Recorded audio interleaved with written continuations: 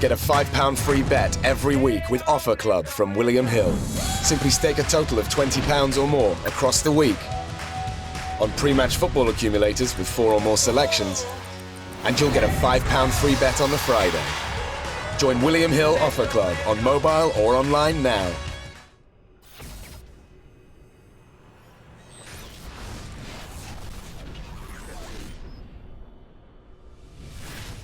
James Holder, Eiffel TV, in association with Matt Clinch in my bow. We're in Monte Carlo, just witnessed Matchroom's first European venture here on Monte Carlo shores. Firstly, talk to me a little bit about the fights. What fights did you enjoy most, Darren? ORTIZ. No, it was Stephen Smith. I mean, what an effort. What a great effort. It was superb, and just gutted for him, absolutely gutted. But on the other hand, just extremely proud of him. You know, it was a superb effort. Having the start he did, you know, with the knockdown and the punch when he was basically on the floor, and with the cut, and to come back fighting, I mean, he just special stuff. I mean, that's why we love this sport. Such a brave performance from Swifty, and yeah. I mean, he laid it all on the line. That cut as well seemed to drive him that little bit forward, that little bit more. And yeah. High intensity fight. It's unreal. I mean, just the effort, like I say, to from the start he had, and I mean, the cut as well. I spoke to Mick Williams just then. Mick the cut. Mick the rubber, whatever. Yeah. Yeah. He just said it was bad. It was deep, and he was lucky. And I mean, it's never nice as well, you know, with the distraction of being taken to the neutral corner, the doctor having a look at the cut. I mean, it stops any momentum you've got. But I mean, like I say, extremely gutted, but also extremely proud of him. Do you think the scorecards were right to be that wide? Did you have it closer? I had about 4 rounds. So, you know, you can argue 2 or 3 rounds. I mean, it was just the start, the knockdown, but yeah, brave effort. I'm gutted, but I'm sure. I mean, with a performance like that, you think that guy had a draw with Waters, though it was slightly controversial. It just shows you the calibre of fighter he is, and Stephen, you know, wasn't disgraced there at all. Very, very proud. So he's still got a future.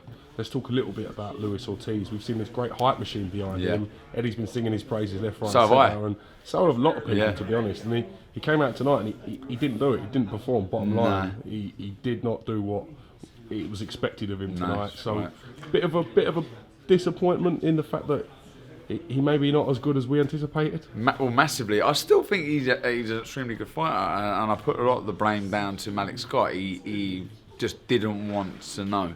I mean, he was literally running away, and yeah, like I say, who's making the sandwiches there? Is that yours? It's Ross. Yeah, sorry, man. I didn't know that. Sorry. You get my sandwich. Wait, you see that? He didn't care about the interview. He just worried about the sandwich. It ain't for me. I've got it for someone else. And I'll laugh it with you. You were listening to that. I heard it.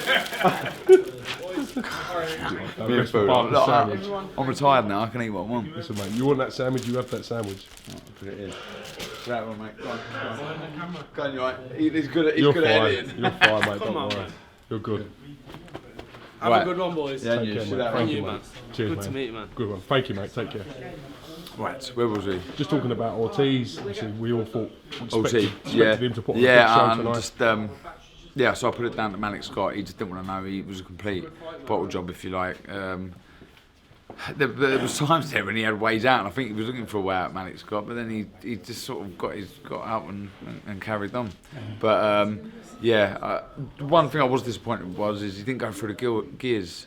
Luis Ortiz. He just didn't shut him off, did he? He just he was trying to. I know he was very evasive, Malik Scott, but he didn't. You know, he was so one-paced.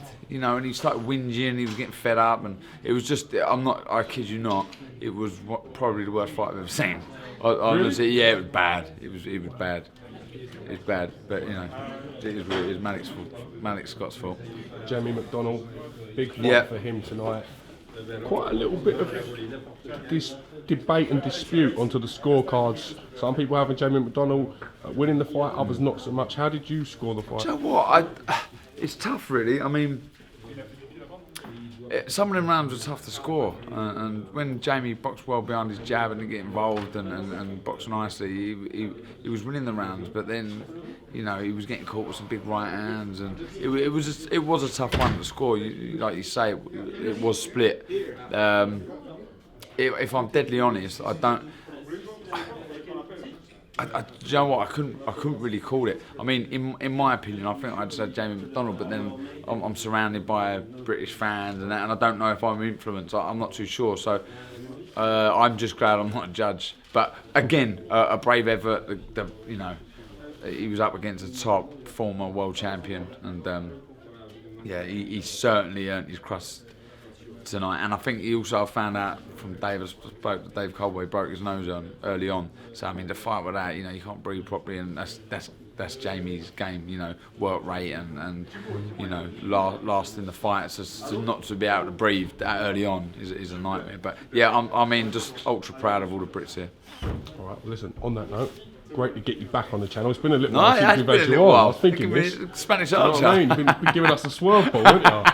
You and Spence are too big for us boys now. That's what it is, you know what I mean? Nice one. Gone elitist. Well, look, James, it's going to bar, eh? We're in Monte Carlo. Let's get involved. Let's do it. So, man, thank you. See that one, mate.